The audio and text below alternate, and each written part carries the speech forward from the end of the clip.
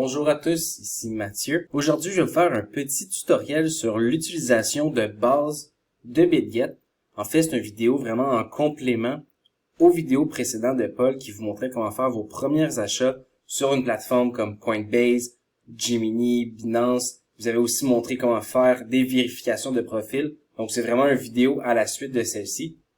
Et puis, aujourd'hui, on va regarder BitGet parce que je dirais BitGet est une nouvelle solution pour les Canadiens depuis que Binance n'est plus disponible.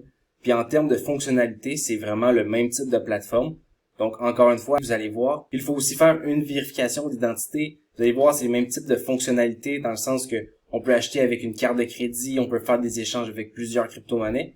Puis BitGet est vraiment intéressant, je dirais, parce que non seulement il remplace Binance qui n'est plus disponible, mais aussi il remplace, je dirais, KuCoin qui était beaucoup utilisé au Canada, parce qu'il listait un peu plus des crypto-monnaies plus exotiques et plus petites. Puis ça, je dirais, c'était assez pratique, mais BitGet l'offre aussi. Donc, pour un Canadien, je dirais BitGet est une très bonne solution. Puis pour notre audience européenne, donc juste vérifier que la plateforme est vraiment disponible sur votre territoire avant de commencer à l'utiliser, c'est très important. Mais en gros, de votre côté, Binance est toujours disponible. KuCoin aussi, si je me trompe pas, puis il y a toujours plusieurs alternatives. Mais là, vous allez voir, après avoir eu 2-3 exemples de grandes plateformes, vous allez voir pas mal toutes les plateformes se ressemblent, donc vérification d'identité. Après ça, c'est vraiment une question de comment qu'on apporte de l'argent sur la plateforme pour aller faire des échanges. Donc, c'est ce qu'on va regarder ensemble aujourd'hui avec BitGet. Pour le volet vérification d'identité, je le ferai pas puisque mon compte est déjà créé. Puis, je pense que vous allez comprendre le processus si on se réfère aux vidéos antérieures, par exemple avec Binance ou Coinbase ou peu importe la plateforme. C'est vraiment toujours la même chose. Aujourd'hui, je vais vraiment focuser ici sur BitGet. Pour les Canadiens, je vous dirais, puis aussi, vous allez voir pour les Européens en général, il y a des trucs qui peuvent vous concerner. Mais pour les Canadiens, une fonctionnalité qui est super cool, c'est une manière d'acheter des crypto-monnaies avec le frais le plus minimum. Donc, c'est avec les virements Interact. Donc, je vais vous présenter ici comment faire vos premiers achats avec BitGet. Donc, ici, pour débuter avec BitGet, comme je vous disais tout à l'heure, ici, j'assume que votre compte est créé, que vous avez fait la vérification de votre compte. Si c'est pas le cas, vous pouvez donc vous créer un compte et faire votre vérification. Si vous désirez, on a un lien BitGet qui va être affiché juste en haut du vidéo de la formation sur le site Crypto Formation ou dans la description du vidéo. Ce lien-là va souvent avoir des promotions, comme par exemple au moment que je tourne la vidéo. C'est une promotion qui donne 20 USDT à l'ouverture d'un compte suite au premier échange sur le compte. Donc, juste regarder les promotions en cours, on les garde à jour. Et puis, sur ça, en fait, ce qui est important de comprendre ici, c'est que quand on va sur un échangeur centralisé, c'est que vraiment, on a 4 manières souvent d'apporter des fonds pour aller l'utiliser pour échanger. Donc, on a la manière de virement bancaire. Ça, je vous dirais, c'est souvent la manière la plus coûteuse et la plus longue. Donc, on parle souvent de quelques dollars de frais, quelques jours de délai. Donc, c'est pas très pratique. Après ça, il y a toujours une manière avec les cartes de crédit. Donc, ça, encore une fois, c'est souvent une des options qui est les plus coûteuses. Puis ensuite, on a des options, je dirais, qui sont peut-être plus personnalisées au territoire, dont les virements Interact qui sont disponibles sur BitGet, qui ça est un gros avantage pour les Canadiens, parce que c'est une manière de faire des achats de crypto vraiment avec un faible taux, voire un taux nul de transaction. Donc ici, quand on utilise les transferts Interact, c'est que c'est de l'envoi de notre banque à leur banque ou à leurs third parties. Ici, c'est Banksa. Donc, c'est une entreprise qui leur permet d'accepter les virements Interact pour des paiements. Je vais vous montrer justement tout à l'heure comment le faire. Mais en gros, cette méthode-là fait en sorte que lorsqu'on envoie d'argent, il n'y a aucun frais. Et puis après ça, oui, il y a des frais à l'échange, ben que ça se prend un petit frais. Mais en soi, c'est plus petit que les cartes de crédit. Donc, c'est vraiment utile pour ça.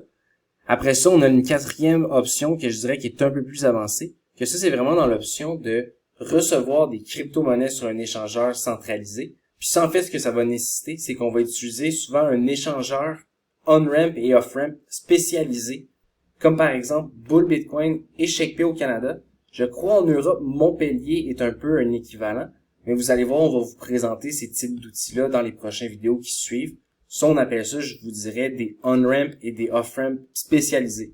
C'est des rampes, en fait, d'entrée et de sortie du monde fiat au monde crypto, vraiment plus spécialisés. Donc, souvent, par exemple, les frais de transaction pour Bitcoin à fiat vont être environ de 1%, 2%. Au lieu de des gros frais qu'on peut voir, par exemple, de l'ordre de 3 à 5% sur certains échangeurs centralisés. Donc, ça peut aller très haut. Mais ce que je veux dire, c'est que cette technique-là d'apporter des crypto-monnaies sur un échangeur centralisé pour ensuite les échanger, c'est un petit peu plus avancé. Mais en fait, aujourd'hui, vous allez être vraiment capable de comprendre comment faire un achat initial pour avoir vos premières crypto-monnaies à l'aide de votre carte bancaire. Donc, l'exemple va vraiment se tenir autour de l'utilisation du virement Interac pour les Canadiens. Mais juste rapidement ici, si je vais voir les différentes manières d'acheter de la crypto-monnaie, on voit on a carte de crédit et débit, donc des cartes de crédit débit par exemple. Nous, ça va être un virement Interac qu'on va utiliser. Il y a aussi possibilité de toujours recevoir, par exemple, si je viens dans Deposit, si je veux faire un virement bancaire, donc si Deposit Fiat, vous voyez ici, je pourrais venir déposer en euros, en Vietnamese Dong ou en Brazilian. Donc moi, pour ma part, par exemple, un Canadien, on peut pas envoyer des virements vraiment bancaires directement de cette manière-là. Ça va être plus avec les virements Interac, justement, qu'on va le faire. Puis de toute façon, c'est moins cher. Mais ce qui arrive, c'est ça, c'est que, par exemple, pour un Canadien, entrer de l'argent, le virement Interac est faisable, mais pour le sortir, Bitget, il faut absolument utiliser après ça une rampe de sortie vers le monde fiat, parce qu'en soi, Bitget, oui, on peut rentrer de l'argent par virement Interac, mais on peut pas le sortir. Donc, moi, ma technique, par exemple, c'est, je vais utiliser Bitget, je vais échanger mes crypto-monnaies. Lorsque je prends des profits, je les mets en stablecoin. Là, par exemple, quand ils sont en stablecoin, je pourrais me dire, d'accord, je vais les conserver sur Bitget ou je vais les sortir dans mon ledger. Et puis, la journée que j'ai besoin de vendre, je vais m'assurer de mettre mes stablecoins en Bitcoin ou en Ethereum et me rendre vers ShakePay ou Bull Bitcoin, par exemple, pour faire une rampe de sortie vers le monde fiat parce que eux, on peut vendre pour des dollars canadiens, comme on va vous montrer dans les vidéos qui suivent. Donc, ce que j'essaie de dire par là, c'est que c'est important de comprendre comment entrer, mais c'est aussi important de comprendre comment sortir. Donc, c'est ce que je voulais vous montrer ici. Pour les Canadiens, c'est vraiment important à prendre en note que Bitget est quand même facile à entrer, mais pour sortir, il faut comprendre l'utilisation de rampes de sortie vers le monde fiduciaire plus spécialisé un peu. Donc, en fait, on va commencer la démonstration ici. On va cliquer sur Interac Transfer parce que moi, je veux acheter de la crypto-monnaie avec un virement Interac. Donc, ici, pour coller à l'exemple de Paul, on va s'acheter du Bitcoin, par exemple, sur Bitget. Je vais acheter pour 100$. Ici, vous voyez, on a le partenaire qui nous permet de faire l'achat par virement Interac. Donc, c'est le partenaire que je vous disais qui est utilisé par Bitget pour pouvoir accepter notre virement Interac. Donc là, vous allez voir, puisqu'on est dans des règles canadiennes, il va falloir faire encore une vérification de notre identité. Parce qu'en fait, puisqu'on interagit avec une autre entreprise, eux, ils veulent absolument connaître notre identité. Donc, c'est normal. Donc, je vais vous dire, faites la vérification de votre identité. Ensuite, il va falloir une photo d'un document légal comme un permis de conduire. Et puis ensuite, on va pouvoir acheter nos crypto-monnaies. Donc, je vais vous laisser faire les étapes de vérification et puis on se rejoint à l'étape du paiement. Donc ici, la dernière étape, lorsqu'on vérifie notre identité, c'est un petit point que je trouve quand même intéressant puisque c'est de quoi que j'aime beaucoup prévenir. Donc tout ce qui est prévention des fraudes. Puis j'aimerais porter votre attention ici sur le fait des types de questions qu'on a. Vous allez voir, c'est surtout relié au fait que quelqu'un nous apporte un lien, quelqu'un nous apporte une plateforme, quelqu'un nous force à faire quelque chose.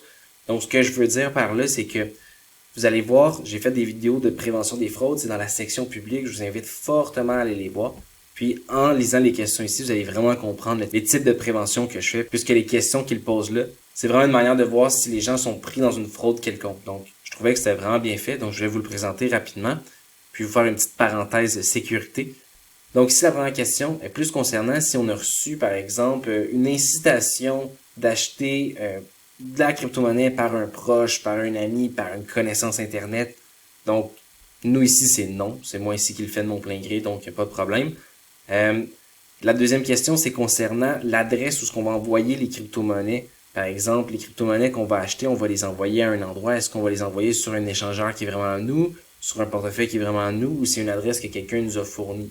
En général, les fraudeurs vont avoir tendance à nous fournir leur adresse. Donc, si vous répondez oui, c'est vraiment un red flag. Donc, si quelqu'un vous propose une adresse ou envoyer, puis que c'est pas d'une entente plein gré, par exemple, hey, je vais t'envoyer des crypto-monnaies, donne-moi ton adresse, ben, c'est pas bon signe.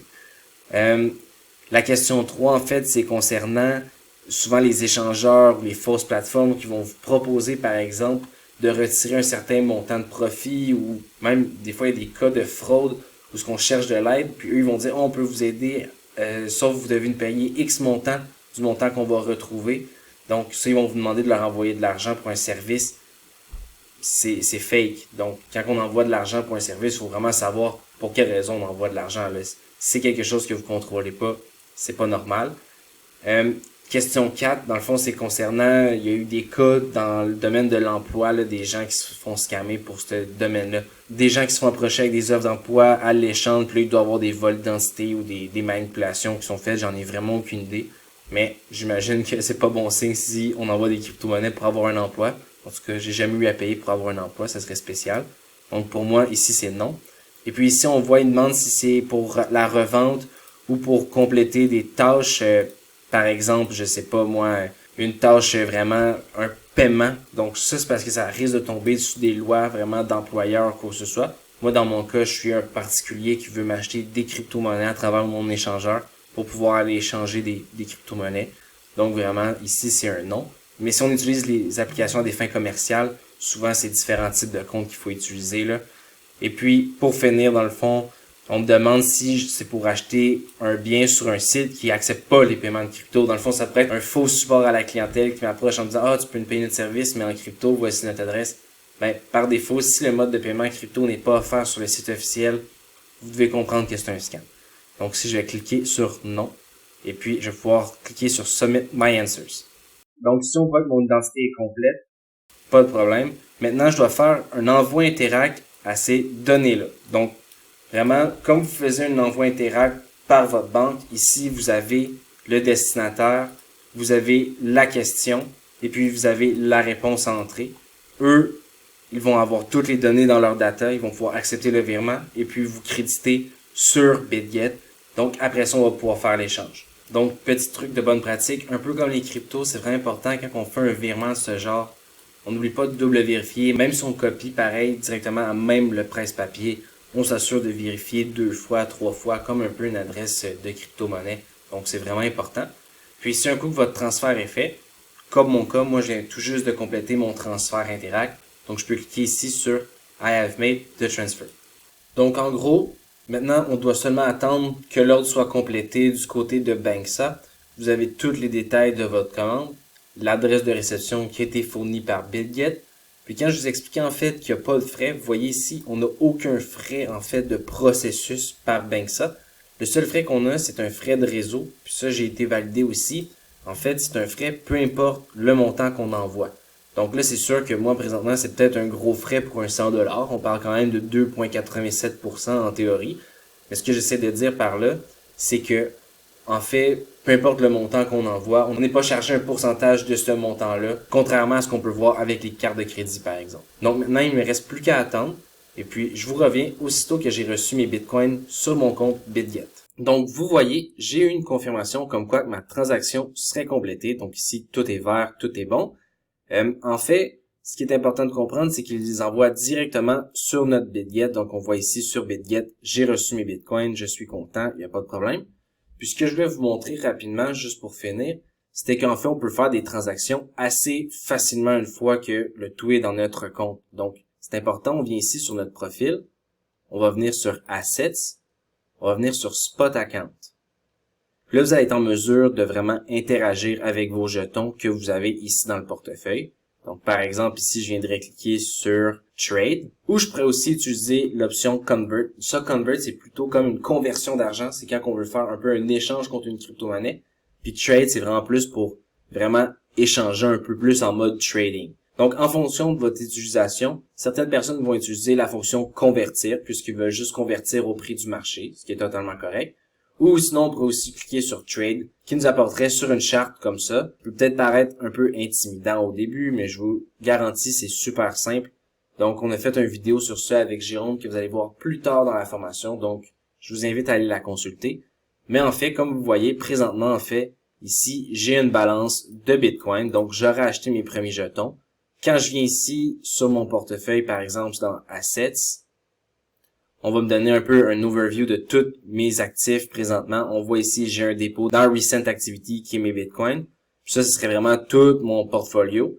Mais ici, si je viens dans Spot, on peut voir vraiment nos jetons, dont mes Bitcoins que je viens de recevoir. Donc, comme je vous ai montré vraiment, on a fait un achat avec un virement Interact. Donc ça, c'est surtout pour les utilisateurs canadiens. Puis ça permet d'avoir un frais minimum. On a seulement les frais de réseau à payer. Donc, je vous dirais, c'est très pratique. Et puis, un peu dans l'optique d'idée que je vous expliquais tout à l'heure pour pouvoir sortir vos profits de la plateforme BitGet, le dernier élément que je voulais vous montrer, c'était de vous faire un petit exemple pratique un peu d'une prise de profit. Puis après ça, qu'est-ce qu'on ferait pour la logique? Et puis ça va enchaîner avec les prochaines vidéos que vous allez voir, par exemple sur ShapePay. Donc là, vous voyez, on a fait un virement Interact pour rentrer dans la plateforme. On peut juste aller vraiment convertir, par exemple, les jetons, par exemple en USDT, ce que je vais vous montrer ici à l'instant. Donc, je viendrai me mettre en USDT. Puis ça serait par exemple dans un cas où je voudrais prendre des profits. On va dire que mon Bitcoin, je l'ai acheté à 100 000. Bitcoin est rendu à 200 000. Je pourrais venir me mettre en stablecoin sur la plateforme BitGet. Donc là, par exemple, je ferais mon échange. Donc, j'aurais seulement à cliquer ici pour voir la cotation qu'on me propose et cliquer sur confirmer si je l'accepte. Ou sinon, je pourrais aussi passer par la charte, aller vendre directement par la charte avec une option marché, comme vous pouvez voir dans le tutoriel avec Jérôme. Et ce que je veux dire ici, c'est que c'est super simple. Donc, je préfère ici, par exemple, une confirmation. Et voilà. Là, j'aurais vraiment changé mes bitcoins contre un stablecoin. Donc, ma valeur ne variera plus. Donc, ça, ce sera dans un contexte où que je prendrais des profits. Mais en fait, quand je fais ça, c'est que je me retrouve à être encore dans le domaine crypto. Donc, si je veux vendre mes USDT contre des dollars fiduciaires, ce que je vais devoir faire, c'est que ça va se faire en 2 étapes.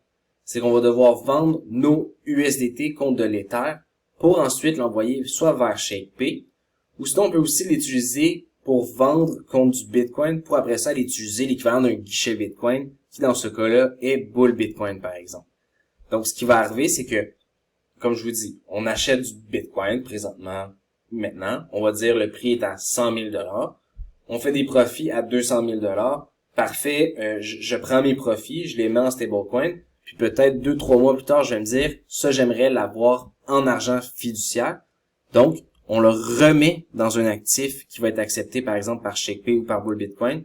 Puis on fait l'échange dans la même journée. Donc oui, il peut y avoir un peu de volatilité, mais ça va faire en sorte que à la vente, vous allez vendre aussi avec un virement Interact. Donc, vous allez seulement avoir le taux de change sur le Bitcoin au dollar fiduciaire qui est appliqué par ShapePay ou par Bull Bitcoin, qui est environ 1 à 2%.